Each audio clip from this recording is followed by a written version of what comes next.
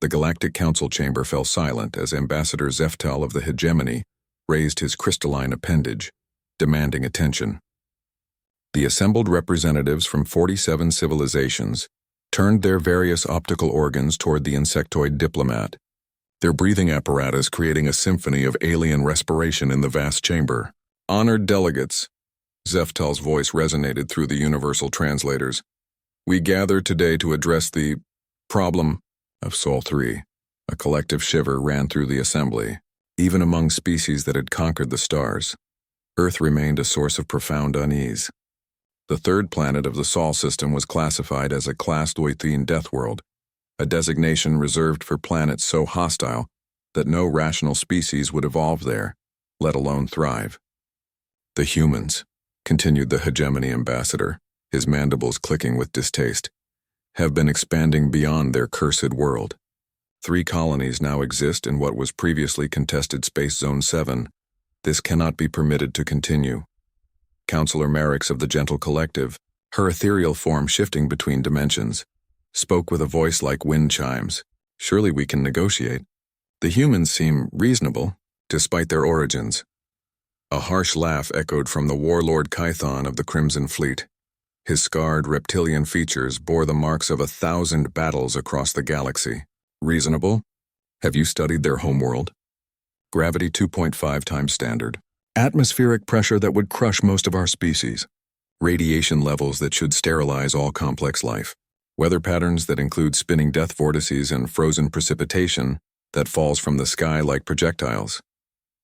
Not to mention, added Diplomat Frond, his plant-like tendrils rustling with agitation, the biological horrors that share their ecosystem. They coexist with creatures that hunt for sport, that contain enough venom to kill hundreds of our people, that can survive in the vacuum of space. Ambassador Zeftal's eyes glittered with satisfaction. Precisely. Humans are an aberration. They should not exist, and yet they do. Worse, they're spreading. Our xenobiologists believe that within 50 standard cycles, human colonies will dot the outer rim. We must act now, while they remain weak. The debate continued for hours, with delegate after delegate sharing horror stories about human physiology, their inexplicable ability to survive in environments that would kill any sane species, and their disturbing tendency to form emotional bonds with creatures that regularly tried to eat them. Finally, Counselor Prime Eldara of the Ancient Unity called for order. Her species had overseen galactic politics for millennia, and her word carried ultimate authority. The motion before us is clear.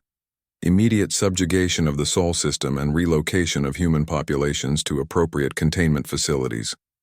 All in favor? 46 appendages, tendrils, and energy projections rose in unanimous agreement. Opposed? Silence.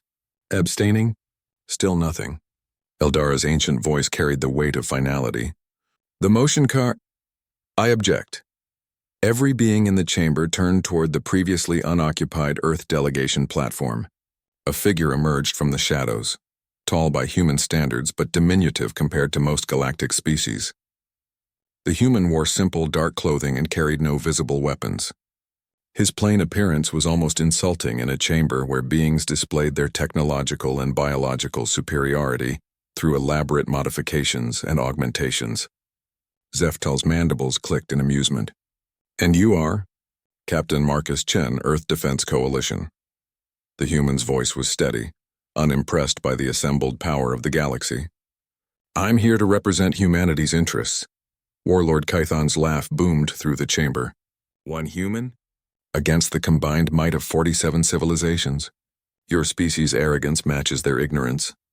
Chen's expression didn't change. You want to relocate my people because you're afraid of us. Because we come from a world that forged us into something you can't understand or control. Afraid? Zeftal's compound eyes narrowed. We fear no death world or primitives. Then why the emergency session? Why the unanimous vote before even hearing our position? Chen stepped forward. And despite his smaller stature, something about his movement caused several delegates to unconsciously retreat. You've spent hours cataloging the dangers of my world, the impossibility of our existence. But you missed the most important detail. Eldara leaned forward, her ancient curiosity overriding her annoyance. Enlighten us, human. Everything you listed, the gravity, the radiation, the predators, the weather, All of it made us stronger. We don't just survive on Earth. We thrive there. We've turned a death world into a garden. We've made friends with apex predators and learned to dance in storms that would flatten your cities. Chen's voice grew quieter, but somehow more intense. You see our world as evidence of our weakness. We see it as proof of our strength. Every challenge our planet threw at us, we overcame. Every impossibility we made possible. Every day of our existence is proof that we belong among the stars. Pretty words? Snarled Kython. But words won't stop our fleets. Chen smiled for the first time since entering the chamber, and that expression sent a chill through beings who had conquered solar systems. Warlord, your species conquered 17 worlds through superior firepower. Impressive. But we conquered our own world, and it fought back every step of the way. He turned to address the entire assembly. You want to know what happens when Deathworlders stand up? We don't just survive, we become unstoppable. Earth didn't make us weak. It made us into something this galaxy has never seen before. We are survivors, innovators, and guardians. Our colonies aren't an invasion, they're an invitation. Work with us and we'll help you turn your own harsh worlds into paradises. We'll teach you how to thrive where others merely survive. We'll show you what humanity learned in the crucible of a death world, that there's no challenge too great, no problem too complex, no enemy too powerful. Chen paused, his gaze sweeping across the chamber. But if you choose to be our enemies, you'll discover what else our world taught us, how to fight impossible odds and win.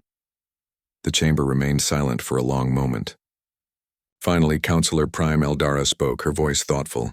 Perhaps we should reconsider our approach to human expansion.